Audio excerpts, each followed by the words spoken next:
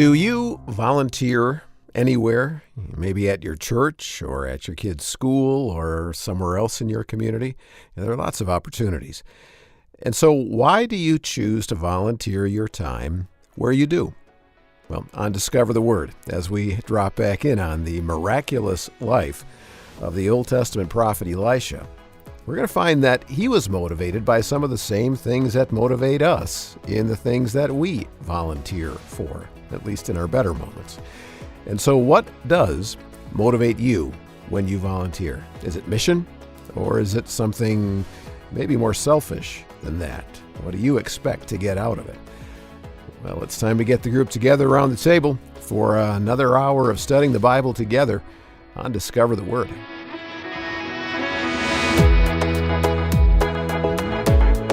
Welcome to the Discover the Word podcast and more Bible engagement for life from Our Daily Bread Ministries. And three of the friends you normally study with have assembled around the table once again. Mark DeHaan, Elisa Morgan, and Bill Crowder invite you to pull a chair up with them and get ready for another installment in what has become an ongoing look at the miraculous life of Elisha.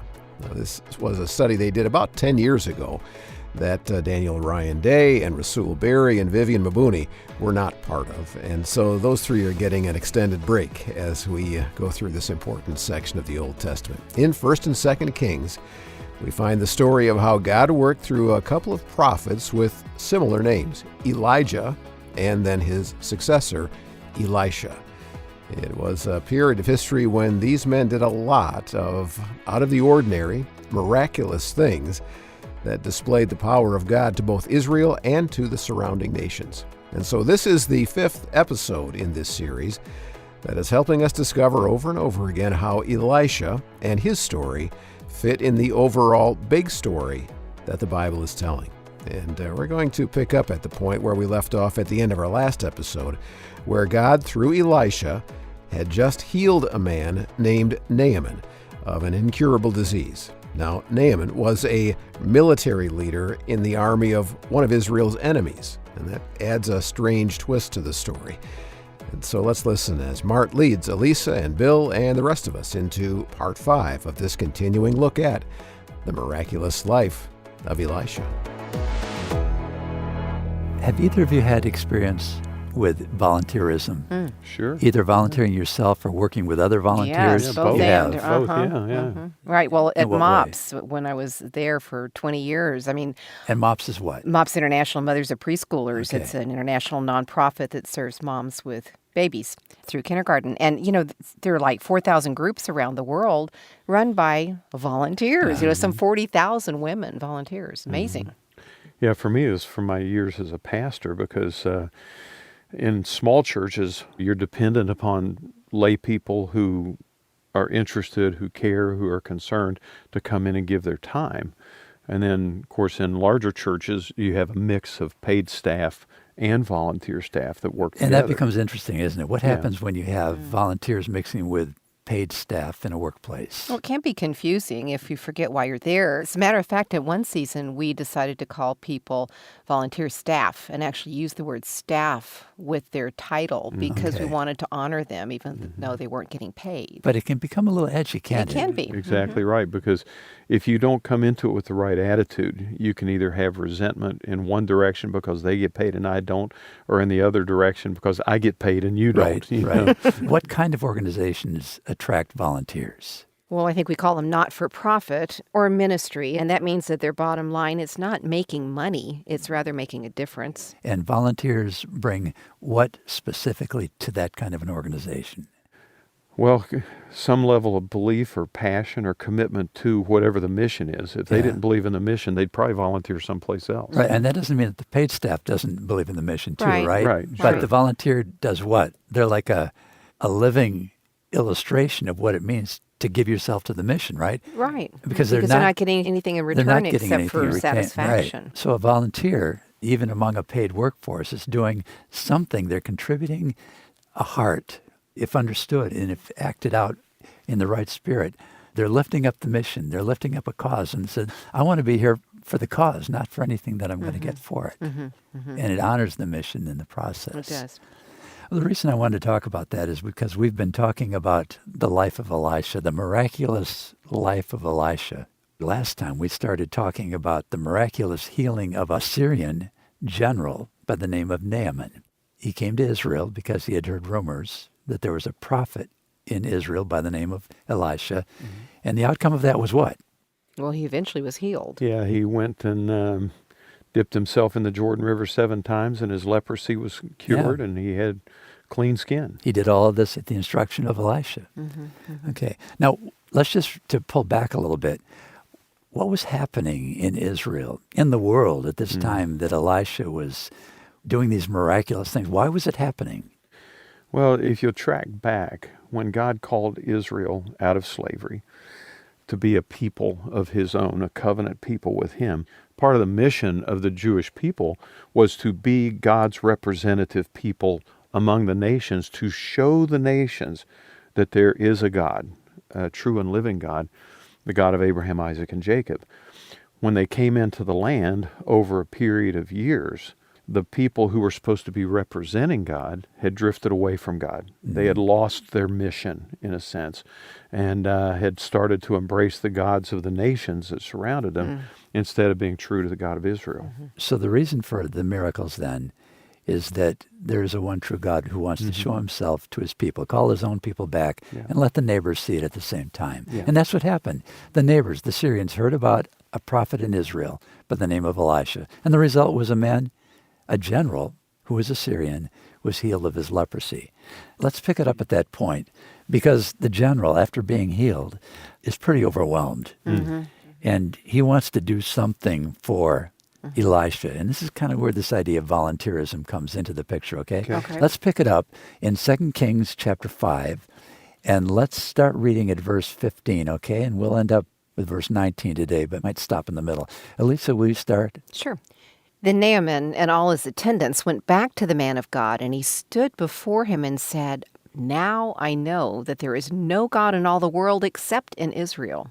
Please accept now a gift from your servant." Okay, let's stop right there. Let's just paraphrase. What did he say? What did he get as a result of being healed of his leprosy? Well, he got the message. He got the message He that got the Israel was mission. supposed to, that there is one true God, and it's not the ones that he's been worshiping in Syria. It's the one that Elisha represents. Right. He got the cause. He got the mission. And, Elijah, who was the prophet before Elisha, had the same mission. Yeah. Call them back to the one true God. Okay, he gets it then. Let's pick it up at that point. And he wants to give a gift. Yeah. Yeah. Okay. The prophet answered, "As surely as the Lord lives whom I serve, I will not accept a thing." And even though Naaman urged him, he refused. Okay, let's stop there. He refuses to take any gift. Now, let's think a little bit of the story that we know up to this point. What kind of a position was Naaman in to offer a gift? He was a commander in the army. And when he was sent to Israel by the king, he was sent with a boatload of money Yeah. to give to the king of Israel in order to buy healing. Yeah. And so now he has all those resources to give to Elisha, and Elisha says, "No, thank you." Right. So the question is, why did Elisha refuse? I think that goes back to why does Naaman offer a gift? And a lot of that's because, especially in the pagan religions that surrounded in the gods of the nations, there was a whole lot of buying favor from the gods. You would go in and you would pay a lot of money to get the priest to do something on your behalf. And it was all very transactional in nature. So the point here is let's make sure that we keep front and center the purpose, the cause, which is to lift up and to identify the one true living God, right? And what Naaman's doing, I think, is he is responding to Israel's God the way he's accustomed to responding to his own gods. We're like that, aren't we? Yeah. I don't know if this is at all applicable, but I think about how volunteers would refuse gifts in modern day. And I think often the reason they wouldn't want to take money is that they want that money to go to the mission, not to them. I don't know if this is the same at all, but it seems like in Old Testament times there is precedence, definitely, that money and honor and gifts be given to the king, but not to the prophet. Yeah. Yeah. And I think also with Elisha, as he refuses this gift, I think you're right, Lisa, it would take him off mission.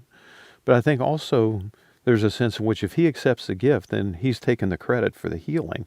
By rejecting the gift, he's saying, wait a minute, God healed God you, did. so I can't accept anything for that. See, I think that's right at the heart of what's happening here, because Naaman has already said, now I know there is no God in all the world except in Israel.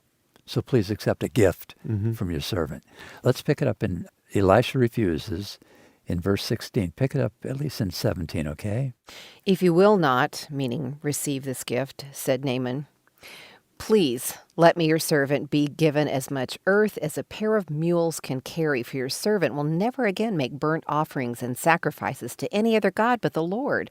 But may the Lord forgive your servant for this one thing. When my master enters the temple of Rimmon to bow down, and he's leaning on my arm, and I bow there also, when I bow down in the temple of Rimmon, may the Lord forgive your servant for this. And Elisha tells him to go in peace. Yeah. What do you hear there?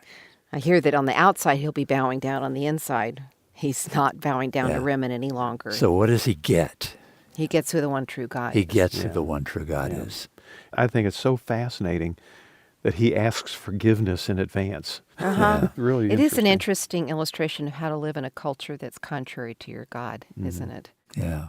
So we've got here the question of volunteerism and why it was so important for Elisha to keep his motives clean so that the effect could be on this neighbor of Israel, that he could go home with this very clear understanding of who the one true God is, the God who is the source of all gifts, of every good and perfect thing, the God who wanted his people Israel to know that you can lean on me, you can trust me to take care of you because I will provide for you. I'll give you a harvest in the fall. I'll make sure that your flocks multiply. But when they turned their hearts away from him, then they found themselves in this time of famine.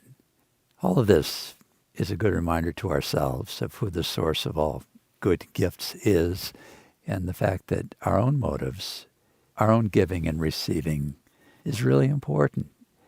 It also, I think, maybe hints forward to a day in which the one true God of Israel actually came with the words that he had come, not to receive, not to be served, but to serve and to give his life a payment for many. We've been called to give ourselves to one another by a God who has first given himself to us. All right, we're back into the miraculous life of Elisha. In that segment, exploring why Elisha refused to take gifts from Naaman in exchange for the miracle of healing him of leprosy. And I think by doing that, in this case, Elisha shows us how that can often leave others with the impression of God's goodness rather than our own. Making sure the focus stays on God's provision is important, but that is a struggle for all of us. Because looking out for number one, looking out for ourselves, that comes pretty naturally. And we can easily convince ourselves that that's a path we need to take. If we don't, who will? Well, the next part of the story is a cautionary tale of the negative effects of having that looking out for number one mindset.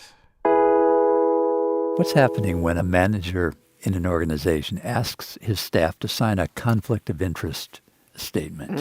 Have you ever had to do that? Yeah. Have you? Yeah, I have. And I think, if I understand it, the intent behind it is to help us keep our motives pure, because it's easy to get in situations where you can look at the situation for what it can do for you, and that gets in the way of what the organization's trying to do. When would that ever happen? I mean, what would it look like? I think we see it in government where Contracts and awarding of contracts and so forth, if it's being done because you're getting a little bit under the table or something, that would be a conflict of interest. That's right. You're not doing what's best for your constituency. You're doing something that lines You your would own pockets. benefit. Yeah. I think that's the word picture that really focuses. It's the thing we're not talking about. It's getting some undisclosed something. Kickback, I think they Some call kind it. of a kickback that is not for the best interests of the company that you're committed to. That comes into play in the healing of Naaman, the leper, that we started talking about last time.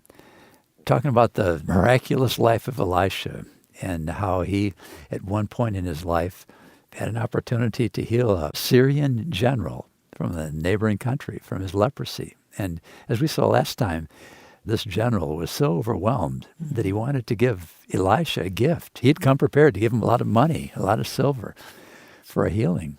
What did Elisha say? No way, I'm not going to take it. How did he say it? Do you remember how he said it? As surely as the Lord lives, whom I serve, I will not accept a thing. Yeah, say that again and say it slowly.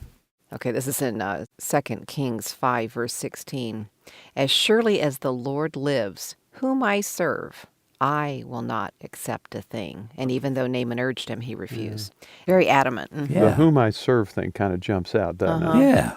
Yeah, this is my mission. This is what I'm about. He remembers who he's there for and who's taking care of him. Yeah.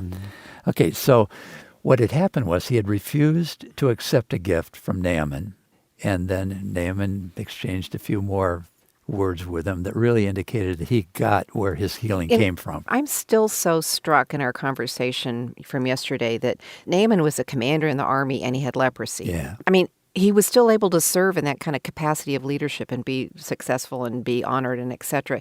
And in Israel, that would not have been possible. And I'm struck by that. And I'm struck that the one true God, and this is where Naaman comes to, healed him. God healed him. Naaman couldn't have gotten rid of leprosy any other way. And we know in the end, he comes to recognize that one true God is the one true God. Yeah. I'm really blown away by that, this huge epiphanal understanding in him. And he wants to give back. Yeah, from Elisha's point of view, mission accomplished, right? Yeah. The leper's been healed and he gets it. The mission wasn't accomplished because the leper was healed. The mission was accomplished because the leper gets it. That's right. Because God was identified. That's right. Right. So he goes back home. Let's pick it up then at verse 19 of 2 Kings chapter 5. Elisa, why don't you start out reading, okay? After Naaman had traveled some distance. So he's going back home to Syria, okay? Gotcha, okay. Gehazi, the servant of Elisha, the man of God, said to himself, my master was too easy on Naaman. This Aramean. Yeah, which would be the old word for, Syria. Of Syria. Thank you. By not accepting from him what he brought. As surely as the Lord lives, I will run after him and get something from him. Bill, why don't you pick up at that point? Verse 21, so Gehazi hurried after Naaman. When Naaman saw him running toward him, he got down from the chariot to meet him. Is everything all right, he asked. Everything is all right, Gehazi answered. My master sent me to say, 2 young men from the company of the prophets have just come to me from the hill country of Ephraim. Please give me a talent of silver and 2 sets of clothing. Oh, what just happened? Well, He lied. Yeah. There's this thing that he just made up on the fly. Yeah, and what's he thinking? Well, what he's thinking is that he can manipulate this situation to his own ends. And the problem is, to go back to earlier, he now is demonstrating a clear conflict of interest. Oh, just a little bit, right? Yeah, mildly. He doesn't agree with what Elisha did, and so he takes things into his own hands. But he doesn't do it for Elisha. He does it for himself. Right. Just think about that. You said he doesn't agree with what Elisha did. He's usurping Elisha's authority. He's way out of line, and he lies. Not only does he lies in God's name. As surely as the Lord lives. I mean, the same phrase that Elisha used to honor God, Gehazi uses to dishonor God. Why would he do that? I mean, how could he? He's greedy? I don't know. I mean, why do we do the stuff we do? Does it point beyond him at all? Does he have the same view of God that his master does? No, but he probably has the same view of God as the Syrians do. Okay. It's interesting, isn't it? Yeah, because we talked yesterday about a transactional mindset. He's very much in the transactional way of thinking about relationship with God, and Naaman's just been delivered from that. Yeah. You wonder what Naaman's thinking about all this. That's a good point. That's a very good insight. Yeah, because he has to have been noodling over why Elisha refused And as then he's turned for him back. to change his mind? Read that again. Let's pick it up and keep going now, because just look who he misquotes. Yeah. Okay, in verse 22. Yeah. Everything is all right, Gehazi answered. My master sent me to say, 2 young men from the company of the prophets have just come to me from the hill country of Ephraim. Please give them a talent of silver and 2 sets of clothing. And Naaman says, by all means, take 2 talents. He urged Gehazi to accept them, and then he tied up the 2 talents of silver in 2 bags with 2 sets of clothing. He gave them to his servants, and they carried them ahead of Gehazi. When Gehazi came to the hill, he took the things from the servants and put them away in the house. He sent the men away, and they left. And then he went in and stood before his master, Elisha. Okay, let's stop there for a minute. What just happened? Let's make sure we catch this. What he is sacrificing in terms of his own honor and the sake of the mission in order to get what is in his own interests. And look at the generosity of the Syrian. Yeah. His response, by all means, take it. And he Oh, doubles absolutely. up. He gives Yeah. him more than he asks for. Yeah. Let's jump ahead now. Verse 25. So Gehazi's That's- standing before yeah, Elisha. Yeah, now the servant is going to have another kind of He's going to conversation. lie some more. Elisha asked him, "Where have you been, Gehazi?" "Your servant didn't go anywhere," Gehazi answered. But Elisha said to him, "Was not my spirit with you when the man got down from his chariot to meet you? Is this the time to take money or to accept clothes or olive groves or vineyards or flocks and herds or male and female slaves? Naaman's leprosy will cling to you and to your descendants forever." Then Gehazi went from Elisha's presence, and his skin was leprous. It had become white as snow. What do you think of that? How does that make you feel about Elisha at this point? Actually, I go right back to the beginning of chapter 5, where I was so stunned that a commander could be so successful and have leprosy, and only the one true God could heal him. And at the end, as you said, Bill, here Gehazi maybe doesn't even know the one true God, and so the leprosy now clings to him. It's like it represents the connection to God or the lack of it. How do we justify that? How do we justify the servant of God cursing his own servant and giving him leprosy? Well, I think if you put it in the best possible terms, this is an act of discipline to correct really bad behavior and really bad thinking. And sometimes desperate times call for desperate measures, and the more desperately bad and destructive the thinking, the more desperate the correction has to be to get the attention of that person. Yeah. If we had the time to look at the details here, and we're just to look at Gehazi's attitude toward his master, the way he disregarded him. He looked at the Syrian. He looked at God in a way that certainly didn't reflect the heart of Elisha. We realize here that, and I think you made the comment earlier, Bill, it's really interesting. The servant Gehazi now has switched places with the general.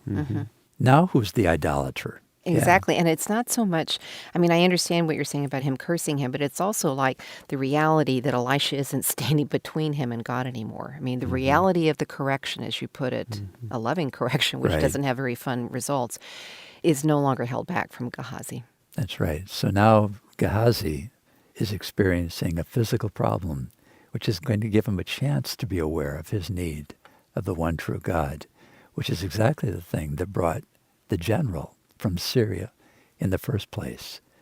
And sometimes when we feel the sting of what we think is God's correction in our lives, maybe it'd be good just to remember what happened here. It's not because God loves to punish us, but because he really does know in his wisdom how to allow difficulty of circumstance to make us aware of our need of the one true God. Important lesson for us from the miraculous life of Elisha and the cautionary tale of Gehazi. Now, it's interesting. Gehazi is going to show up again one more time later on in this study in part 7. And so how did Gehazi respond to this pretty harsh discipline? We'll get some hints in a couple of weeks when he once again intersects the miraculous life of Elisha. Now, in the next part of the story, we're going to bump into kind of an obscure event that leaves you wondering, I wonder why we needed to know that. Well, the miraculous life of Elisha will continue after a short break.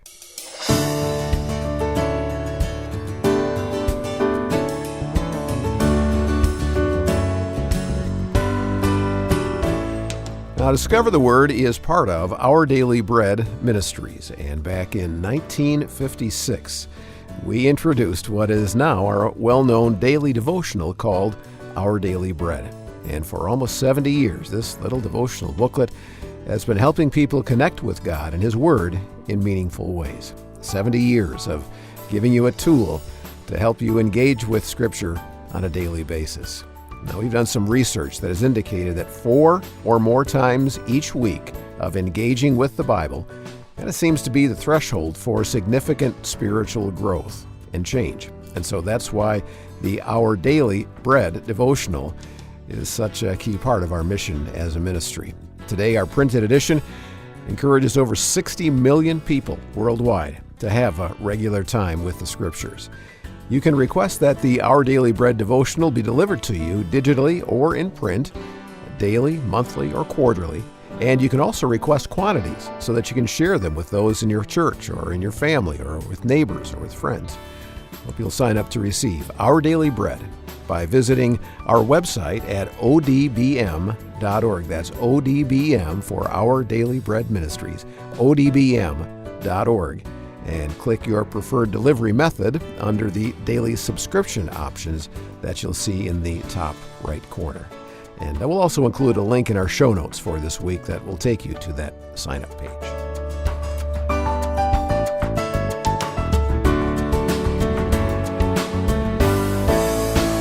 And so, as you reflect back on your day yesterday, would you say that you can see God's hand in the way your day went?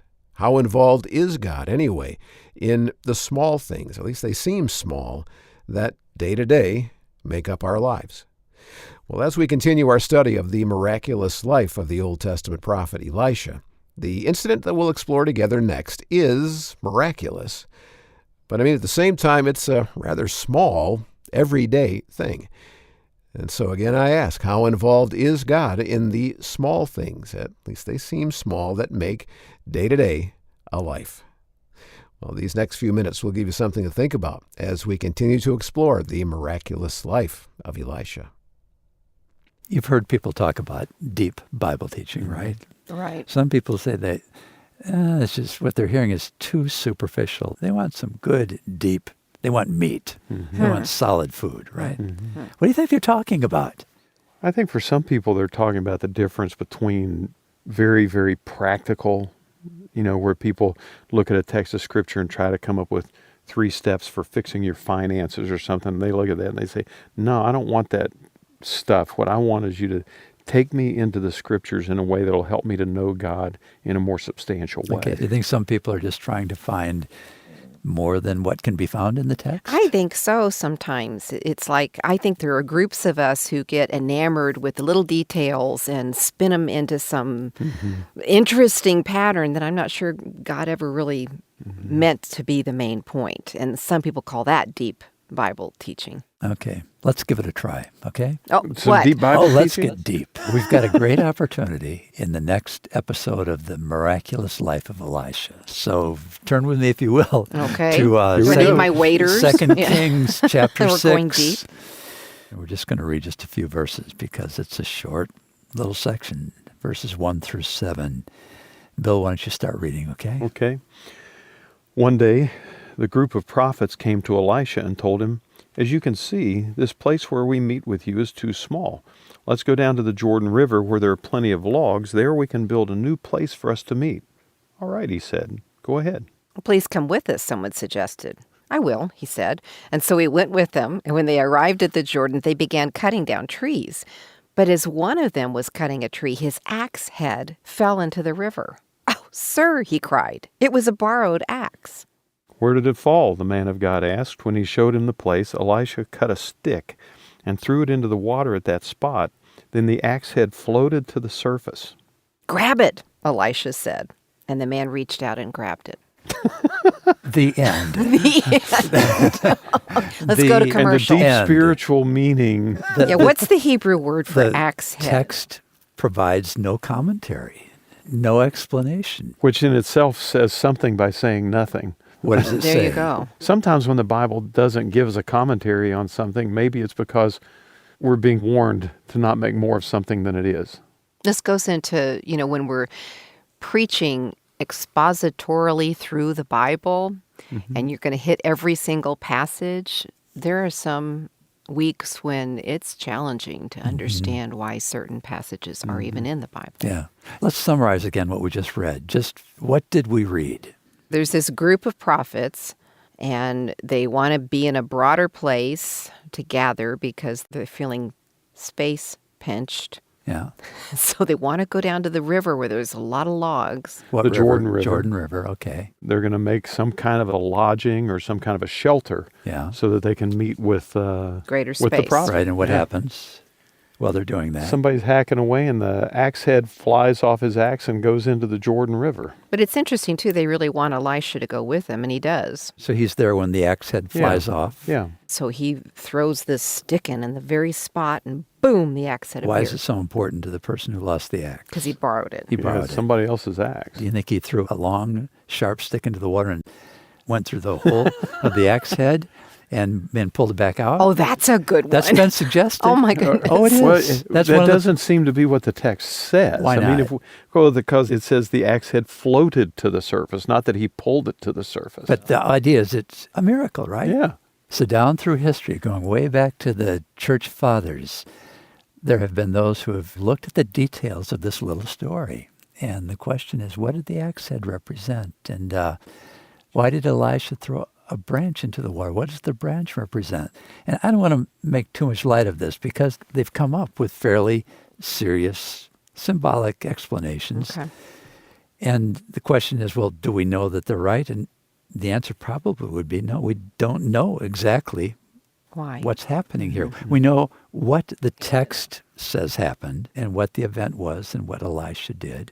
I want to use it for a chance to say, what do we do when we come to a text that we're going to have to guess at it? Mm-hmm. I mean, we're just going to have to use our imagination a little bit. Mm-hmm. Is it worth spending time with a text that is obscure?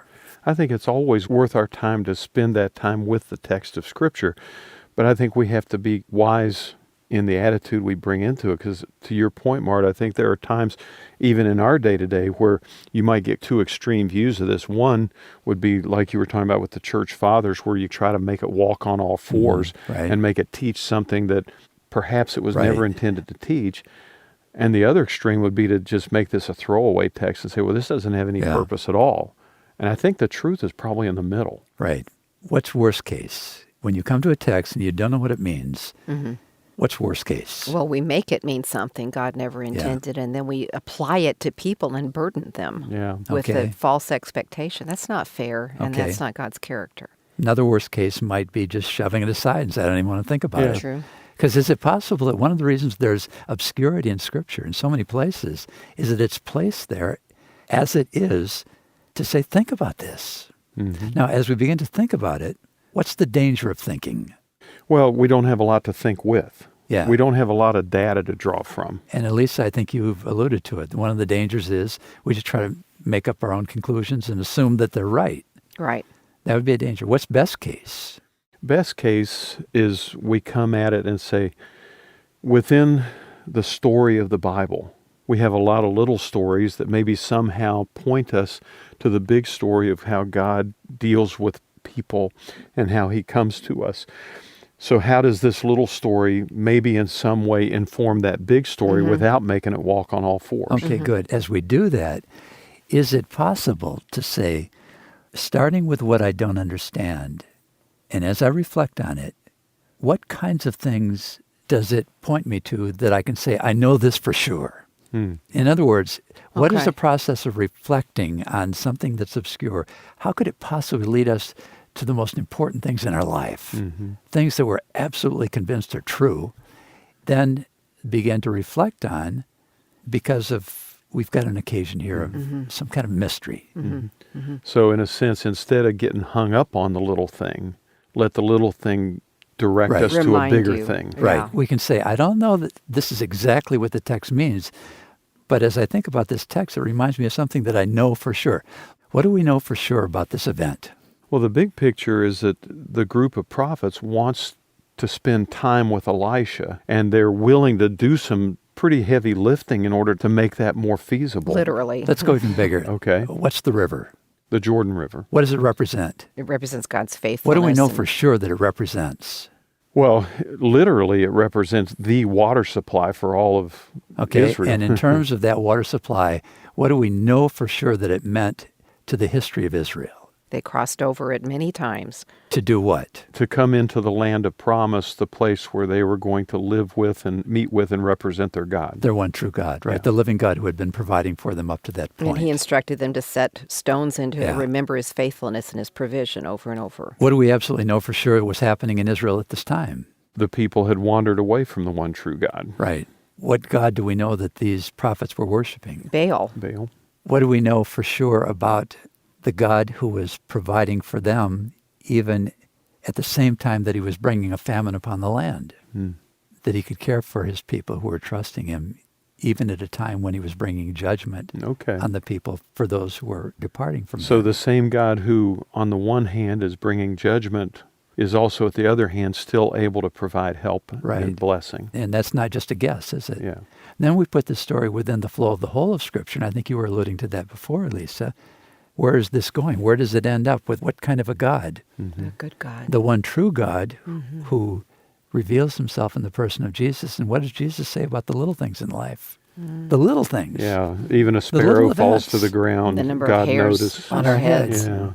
So we end up with a God who, in revealing himself to the people of Israel, is showing that he's the biggest thing in the cosmos. He's the most important thing, who at the same time is concerned about one of his own children who borrows an axe head and loses it. And through the smallest of things, he's able to show his people, those who have any interest in him at all, that he is the living God, that everything else is an idol, that he alone is the one who can fulfill and meet the biggest and the smallest details of our lives. And isn't it true that so much of the time in our lives, it's the really big things that pressure us and force us to God? And because of that, we do lose sight of the fact that it's not just the big things. Right. It's in the little things that God's just as concerned for us as he is in the big things. Right, and it's in the things that sometimes we can't prove, the mysteries of life, the obscure things that give us a chance to think about what we know for sure. Hey, Mart, if I may, I think that's kind of deep Bible teaching.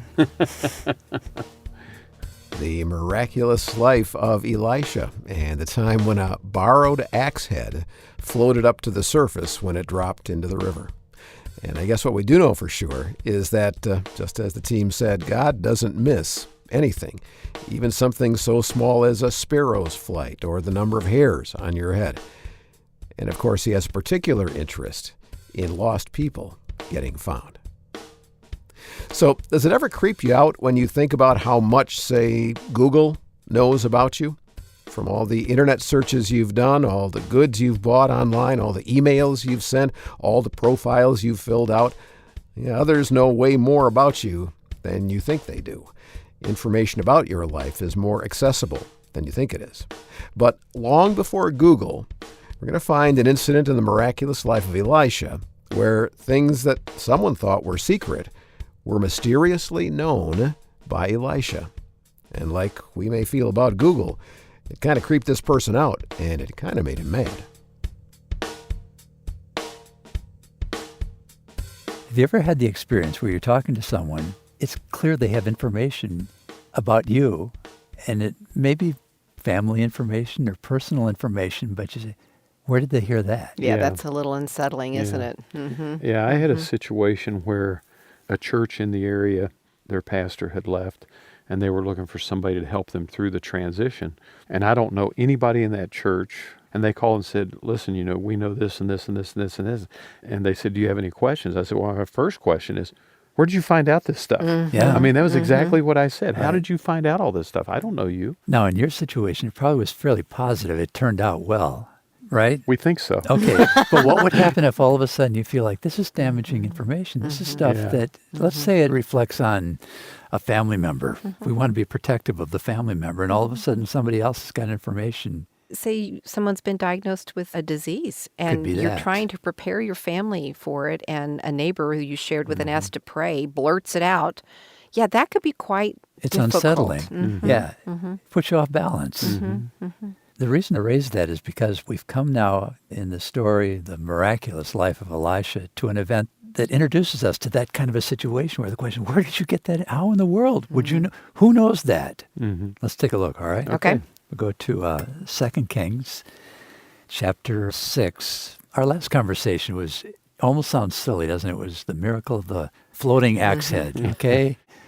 It showed, at the very least, that God is concerned about the small details of his people's lives, and especially when those small details are important to his people. And you suggested really a kind of a hermeneutic that when we come to difficult passages, we not make them say things we don't understand. We take what we do understand about the character of God and That's see right. how they become part of that story. That's a good way of putting it. We don't try to make them say something that they don't say or that we're not sure, but we let the obscurity, we let the question bring our minds to, well, what do we know? Good. Okay, let's take a look here then at 2 Kings chapter 6. Elisa, why don't you start reading at verse 8, okay? Because now we're going to talk about huge national issues, international issues, matters of national security. Okay. We're going to go from the small to the big. Back in the day. Yeah. Okay. When the king of Aram was at war with Israel, he would confer with his officers and say, "We will mobilize our forces at such and such a place." But immediately Elisha, the man of God, would warn the king of Israel, "Do not go near that place, for the Arameans are planning to mobilize their troops there." So the king of Israel would send word to the place indicated by the man of God. Time and again, Elisha warned the king so that he would be on the alert there. Okay, let's just stop there for a minute. So what's happening? Well, obviously, Elisha has some insider information that he probably shouldn't have access to. Where's he getting it? That makes me scratch my head. This is the story of the miraculous life of Elisha, So right? we're assuming there's maybe a miraculous bent to it. We're not assuming necessarily that he has a mole in the palace who's feeding him information. We're assuming that because he's the man of God, that that's where he's getting his information. Which, kind of brings us back to our last point yesterday. Maybe we don't know exactly how this played out. Yeah. Right, because it doesn't exactly say. Yeah. No, but it's throwing who off balance? Well, it's throwing the king of Aram off balance. Yeah. Yeah. Yeah, And just like it's- we started out our discussion today, it's how did they find out this information? Right. And Elisha somehow has gotten insider information. He's able to warn the king of Israel to avoid the place that is being set for an ambush by the king of Syria next door. Okay? Okay. All right, let's see what the effect is next door. So now we're in verse. 11. The king of Aram became very upset over this. He called his officers together and demanded, "Which of you is the traitor? Who has been informing the king of Israel about my plans?" It is not us, my lord the king, one of his officers replied. Elisha, the prophet in Israel, tells the king of Israel even the words you speak in the privacy of your bedroom. That's really creepy in there. Yeah. Yeah. It seems as though they believe that he's getting it in some spiritual way, right? That feels like the direction of what they're assuming. Yeah. Because you can't have a mole. Unless it's the wife. Anyway, You're right. I've kind of got all kinds of stuff going on in my head Your right now. imagination could run with this, and we'd have to say there's a lot we don't know. The text does not tell us how Elisha get it. Did he get it in a dream? Did an angel appear to him? Is there some human explanation? But regardless, Elisha, the prophet of God, what's he doing again? Let's just go again. What is Elisha's role? What's his cause? What's his mission? He is there to remind the people of Israel that there's a God who cares about them, a God that they have distanced themselves from by worshiping the Baals and the Ashtaroths and all that. And he's definitely there for Israel. Is he there? He seems to also be there for foreign people Yeah. to recognize the one true God, as we've seen in other miracles. Right, for the of neighbors Elisha. of Israel. When we think way back in the story of Israel, from the beginning, from God's promise to Abram, this childless man and woman, he would use one of their descendants to bring blessing to all the nations of the world. So even as you look through the experiences of Israel going through the wilderness, the neighbors always heard about it. By the time they got to the promised land, they crossed the Jordan. We know that there was a woman named Rahab who, through her words, we find out that all of her people had heard about the Israelites, that they had a God that was crushing the enemy, and a lot of them were scared to death. So part of what's happening here is that Elisha has come to remind Israel of a God who knows everything, and to remind their neighbors that he is the one true living God who understands and who sees, even in the privacy of one's That's bedroom. very transcendent, Yeah, and it yeah. doesn't feel like that would be a familiarly understood aspect of God in the Old Testament, because the person of God and the personal relationship piece of God is so New Covenant oriented. It's very interesting to look at that way, Mart. I agree with what you're saying, but we also see the personal side of it in the previous event of the axe head that the guy had to borrow because he couldn't afford to buy his own, and now he's got to go to his neighbor and say, I don't have the axe head, so God restores it. Right. I'm not trying to diss that. No. I don't think we think that way. Yeah, I agree. And now we see the same God acting on a more global scale. And it's the same God who's just as involved in the global stuff as he is in the 99-cent stuff. Right. And what's happening here is cross-border, on the other side of the fence, there's a king meeting with his advisors, and this king, who is an enemy of Israel, is being told, it's Elisha. And they know Elisha as the prophet of God. We've heard about Israel's relationships and Elisha's interactions with the king of Aram or Syria before. So it kind of makes you wonder, why is the king doing this again? His general, Naaman, had been cured of leprosy. I was just thinking about that, Mart, and wondering how Naaman's understanding of Yahweh, of the God of the Old Testament, might be affecting this king of Aram. Because that's a big miracle for that general to have experienced, to be healed of leprosy. So surely the king of Aram knows about this. That's a very interesting thought. You also have to wonder if Naaman's at the head of those armies that are attacking, Yeah. or if he's saying, wait Yeah. a minute, I can't go there. Yeah. Obviously the text doesn't tell us, but it's interesting to figure Naaman, the healed general of the armies of Syria, where's he in the middle of all That's that? right. So again, there's so much we don't know when we read the biblical story, Sure. the biblical narrative. So much we don't know about a God who knows everything. That's right. And this whole biblical story is pretty much about that. We know so little. We live in this little space of ours. We can't see beyond the moment. We can't see into one another's hearts. We don't even understand our own hearts, our own motives completely. We wish we could so We much. wish we wish could. we were like Elisha, where the divine was constantly in our ear. That's right. But we're each living in our own bubble of moment with whatever ability God gives us to understand as much as we do. We know so little, and yet God knows so much. He knows everything. And this is the God who's revealing himself now, reminding his people in Israel and bumping up against the neighbors who have to be saying, this God isn't like our God. If there is a God in heaven who is giving inside information to the king of Israel, he's not like our gods. Yeah, because their gods weren't giving them any information. No. And then at some point we look at a piece of the scripture like this and say, where's it going? And maybe the point out of the whole thing is, rather than focusing on all of the things that we don't know, can't know, could never know, to focus on the fact that we're privileged to have relationship with the God who does know. Who does know. And that's enough. For all of our questions, we might not have answers, but we have him. That's and we know right. he has the answers. Yeah. And just as Elisha knew what was going on in the king's bedroom, this same God, the God that he served, knows what's going on in our hearts. That's a Right. powerful thing, not to be scared of, but to be honored and once we aware understand of. how much he loves us, it's a good thing. If he didn't That's love right. us, it'd be Be terrifying. right. And then we'd be more like the king of Aram of Syria. He's like, he doesn't really get this God yet, but he gets me. He gets all of us. This is a God who deserves to be worshipped, not only in ancient Israel, but in our hearts today. You're listening to Discover the Word with Mart DeHaan, Elisa Morgan, and Bill Crowder, and we're in the book of 2 Kings again for this episode, looking at how God worked in the life of the prophet Elisha, the miraculous life of Elisha.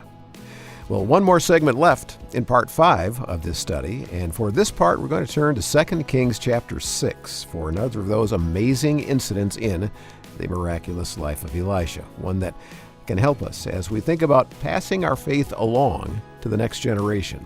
I think as we get older, we think more about leaving a legacy, and it becomes a bigger and bigger priority to help those who are coming after us. But some things help, and some things don't help in our message being heard.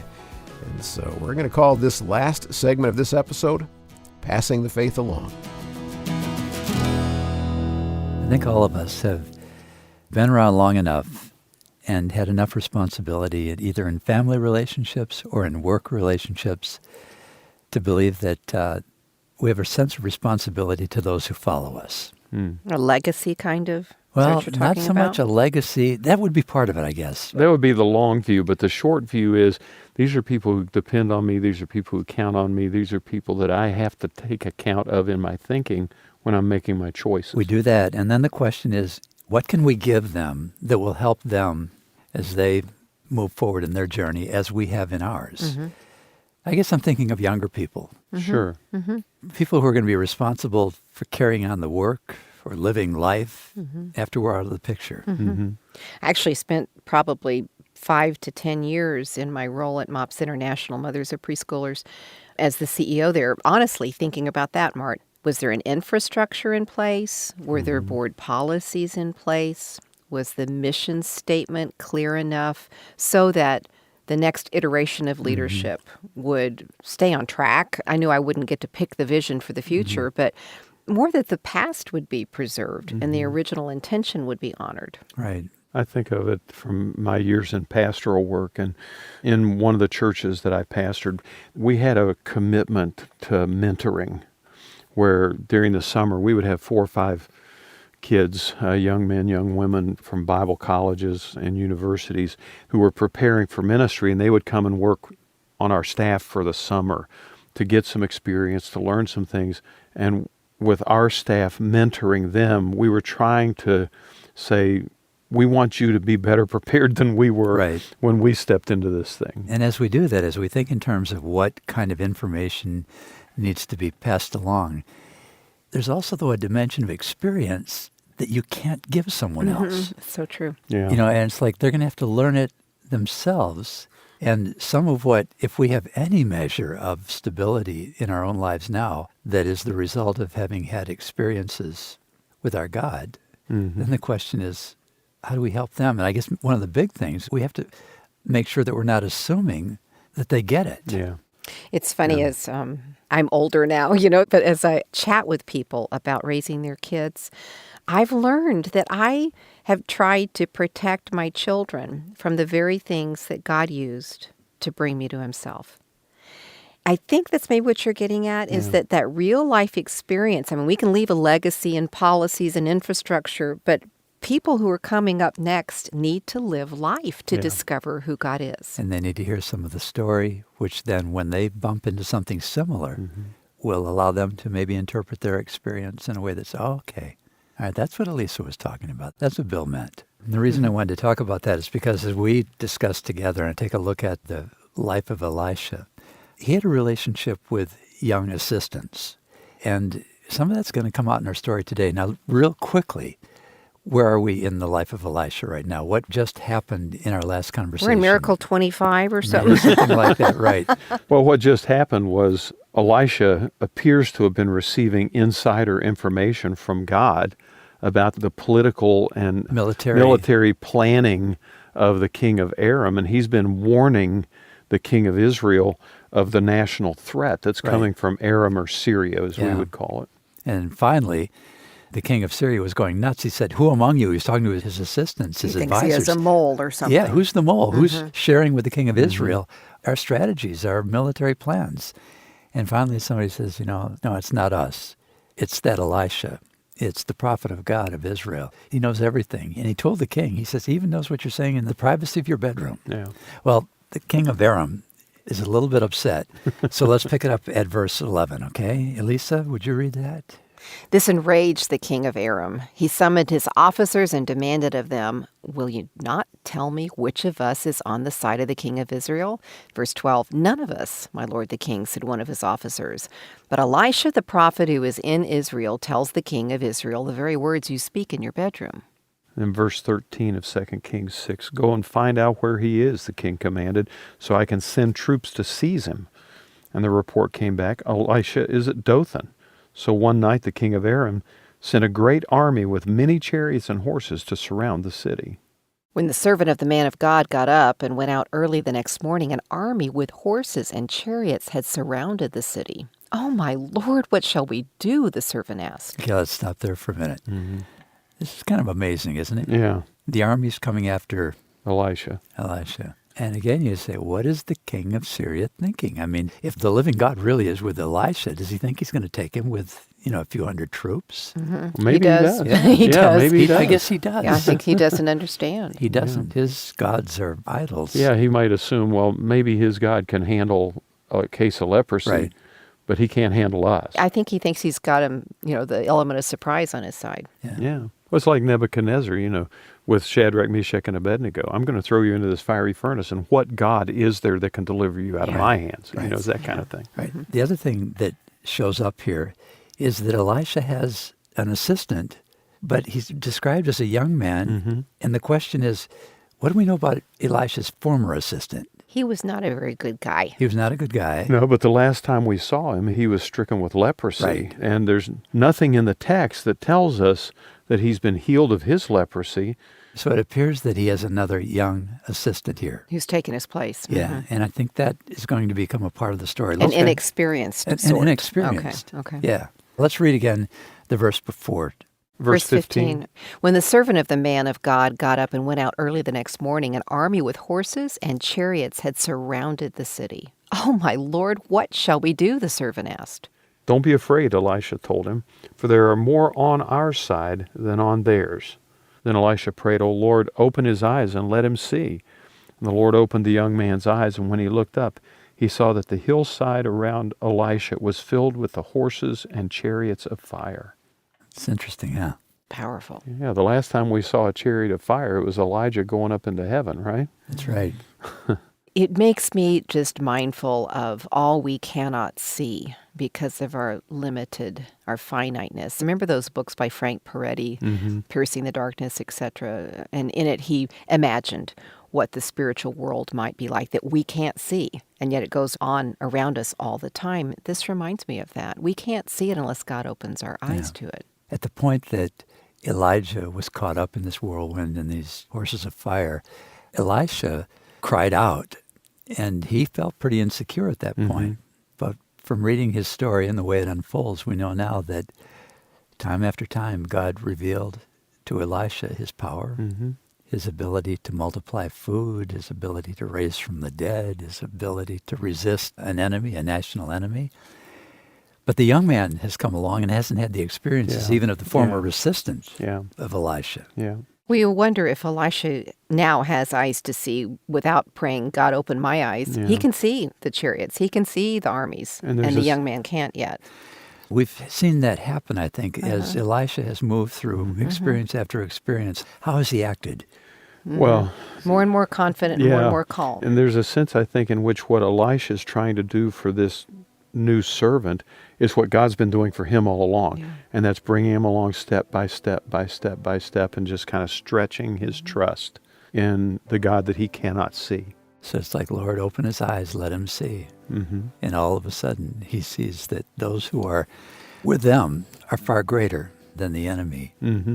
Doesn't it kind of bring to mind the thought that those who are looking to us and that we feel responsible for, it's got a reminder here that maybe it would be really important for us not only to try to give them information and to talk to them, but to ask the Lord, Lord, in your time, in your ways, would you open their eyes? You've let me see just a little bit of who you are and the way you've been so faithful in providing over the years. But now these young ones coming along, Father, let them see some of it. And you have to believe that he's more concerned than we are. Yeah, he wants us to see him far more than we want to see him because he knows how much we need it. And those coming along behind us need that as well. Yeah. I love that prayer. I think that's really powerful. Maybe we could just pray right now. God, would you open the eyes of those who are coming along behind us? Why don't you lead us, Elisa, all right? Father, we thank you for the example of Elisha and his servant. And Lord, thank you that you have somewhat opened our eyes as we sit here together and our friends at the table with us. But Lord, we want to ask that you would open the eyes of those who are coming after us. Maybe they're newer in the faith, maybe they're younger. You know the circumstance, but God, you desire that they see you, and we desire that they see you too. May we have the courage to pray this prayer, Lord, open their eyes, and may we get out of the way so that they can see you. In your name. Amen.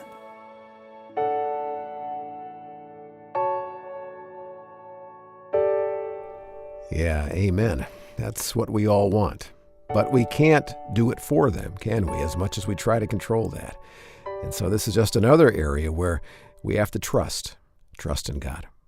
Great prayer to end this episode. This is the Discover the Word podcast. And you're at the table with Mart DeHaan, Elisa Morgan, and Bill Crowder.